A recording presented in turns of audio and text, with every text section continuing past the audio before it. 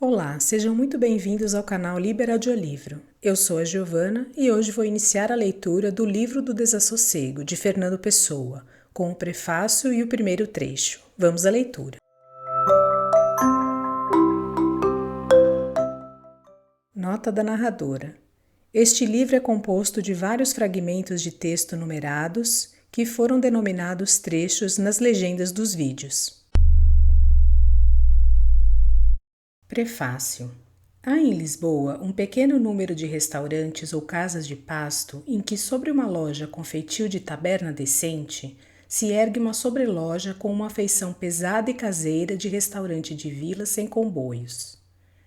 Nessas sobrelojas, salvo ao domingo pouco frequentadas, é frequente encontrarem-se tipos curiosos, caras sem interesse, uma série de apartes na vida. O desejo de sossego e a conveniência dos preços levaram-me, num período da minha vida, a ser frequente em uma sobreloja dessas. Sucedia que, quando calhava jantar pelas 7 horas, quase sempre encontrava um indivíduo cujo aspecto, não me interessando a princípio, pouco a pouco passou a interessar-me. Era um homem que aparentava 30 anos, magro, mais alto que baixo, curvado exageradamente quando sentado, mas menos quando de pé, vestido com um certo desleixo não inteiramente desleixado. Na face pálida e sem interesse de feições, um ar de sofrimento não acrescentava interesse, e era difícil definir que espécie de sofrimento esse ar indicava. Parecia indicar vários, privações, angústias e aquele sofrimento que nasce da indiferença que provém de ter sofrido muito.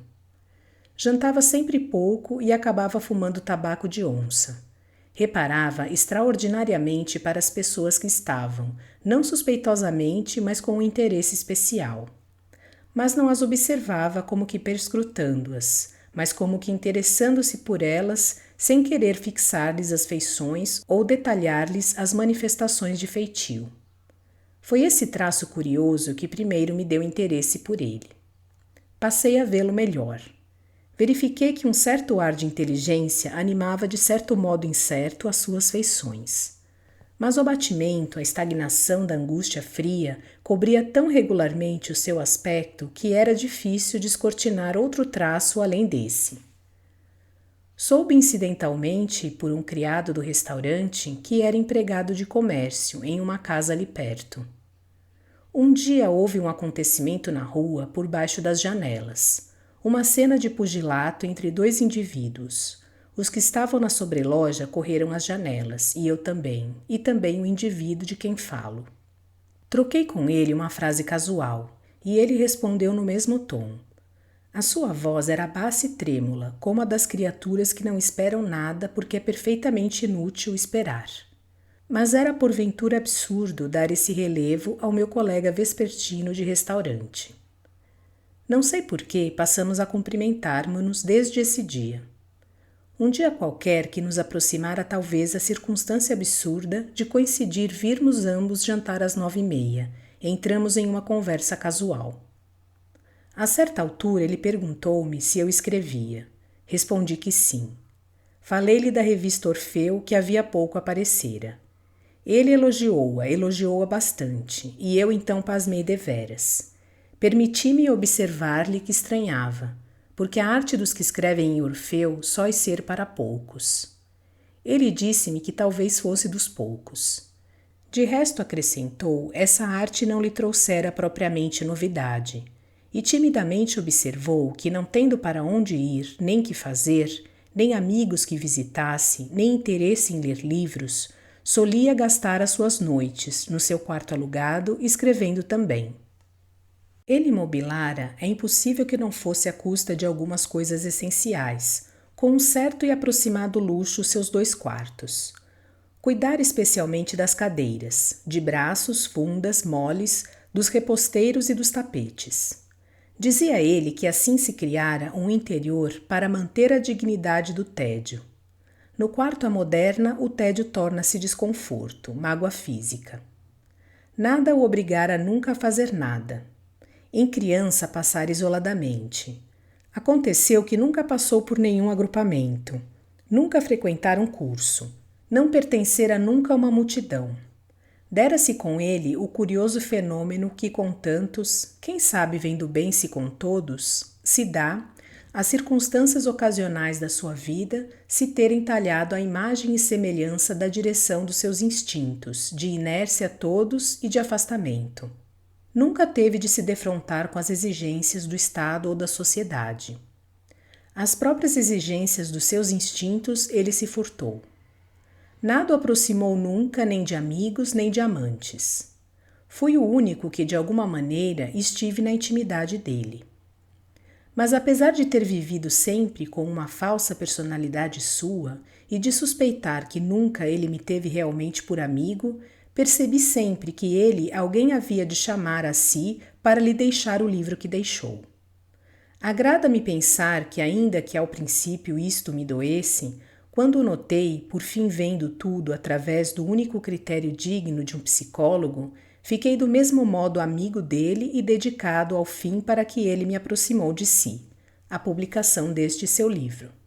Até nisto, é curioso descobri-lo, as circunstâncias, pondo ante ele quem, do meu caráter, lhe pudesse servir, lhe foram favoráveis. Nestas impressões sem nexo, nem desejo de nexo, narro indiferentemente a minha autobiografia sem fatos, a minha história sem vida. São as minhas confissões, e se nelas nada digo, é que nada tenho que dizer. Fernando Pessoa. Parte 1. Diário de Bernardo Soares, ajudante de guarda-livros na cidade de Lisboa. 1. Nasci num tempo em que a maioria dos jovens tinham perdido a crença em Deus pela mesma razão que os seus maiores a tinham tido, sem saber por quê. E então, porque o espírito humano tende naturalmente para criticar porque sente e não porque pensa, a maioria desses jovens escolheu a humanidade para sucedâneo de Deus. Pertenço, porém, àquela espécie de homens que estão sempre na margem daquilo a que pertencem. Nem veem só a multidão de que são, senão também os grandes espaços que há ao lado. Por isso, nem abandonei Deus tão amplamente como eles, nem aceitei nunca a humanidade. Considerei que Deus, sendo improvável, poderia ser, podendo, pois, dever ser adorado. Mas que a humanidade, sendo uma mera ideia biológica e não significando mais que a espécie animal humana, não era mais digna de adoração do que qualquer outra espécie animal. Este culto da humanidade, com seus ritos de liberdade e igualdade, pareceu-me sempre uma revivescência dos cultos antigos, em que animais eram como deuses, ou os deuses tinham cabeças de animais.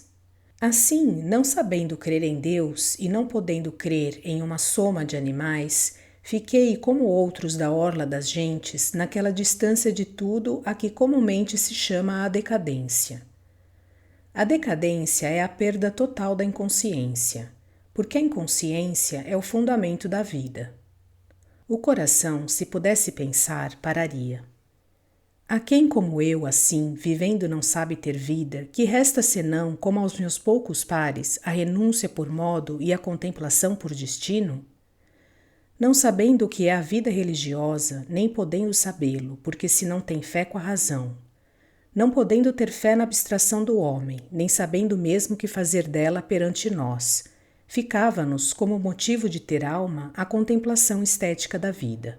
E assim, alheios à solenidade de todos os mundos, indiferentes ao divino e desprezadores do humano, entregamo-nos futilmente à sensação sem propósito, cultivada num epicurismo subutilizado, como convém aos nossos nervos cerebrais.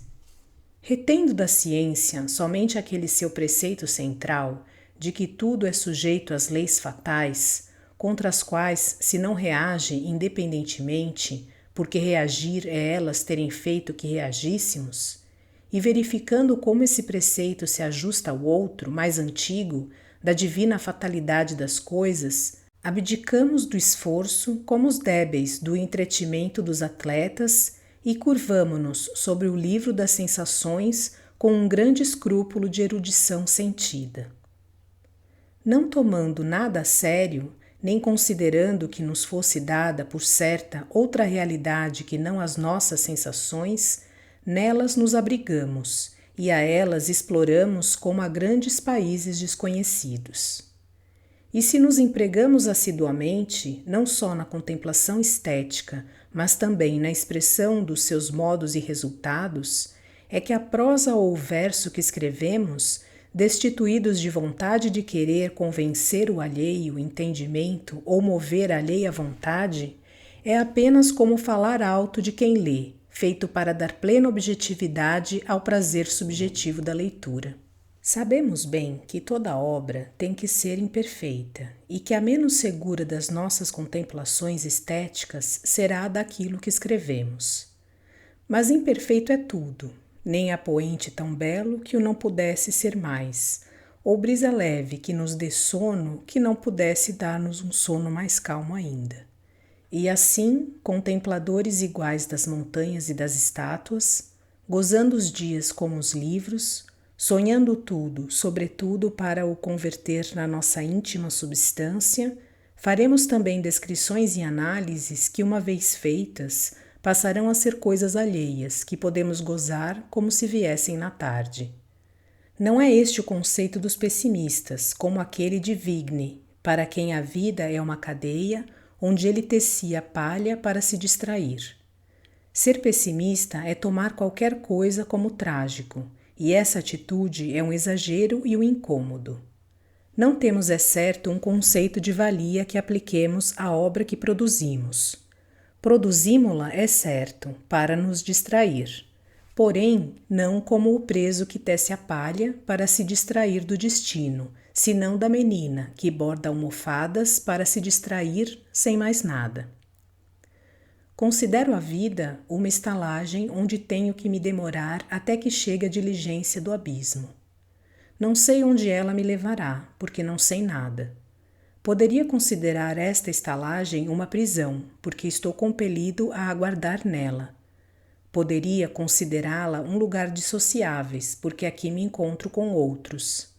Não sou, porém, nem impaciente nem comum. Deixo ao que são os que se fecham no quarto, deitados moles na cama, onde esperam sem sono. Deixo ao que fazem os que conversam nas salas, de onde as músicas e as vozes chegam cômodas até mim. Sento-me à porta e embebo meus olhos e ouvidos nas cores e nos sons da paisagem, e canto lento, para mim só, vagos cantos que componho enquanto espero. Para todos nós, descerá a noite e chegará a diligência. Gozo a brisa que me dão e a alma que me deram para gozá-la, e não interrogo mais nem procuro. Se o que deixar escrito no livro dos viajantes puder, relido um dia por outros, entretê-los também na passagem, será bem. Se não o lerem nem se entretiverem, será bem também. Espero que vocês tenham gostado deste conteúdo. Obrigada por sua companhia e até a próxima leitura.